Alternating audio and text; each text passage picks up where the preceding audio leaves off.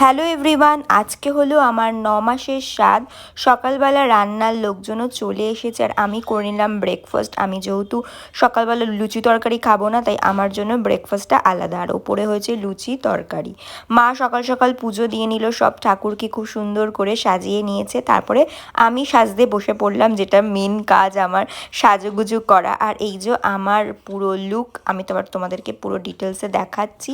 আর ওদিকে হচ্ছে মা আমাকে আলতা পরিয়ে দিল। এই যে এটা হলো আমার ফুল লুক। কেমন লাগছে আমাকে সবাই কিন্তু কমেন্ট করে জানিও। ওদিকে মা, মামি, বৌদি আর আমার ফ্রেন্ড অনন্যা ওরা ডেকোরেশন করতে শুরু। আর আমার বাবা এখানে 9 মাসের স্বাদের জন্য একটা সুন্দর দেখে কেক এনেছে। তা দুইজন মিলে কেকটা কাটি হলো। ও তো কেক দেখে কি করবে ও বুঝতে পারছে না, কেঁদেই ফেলেছে।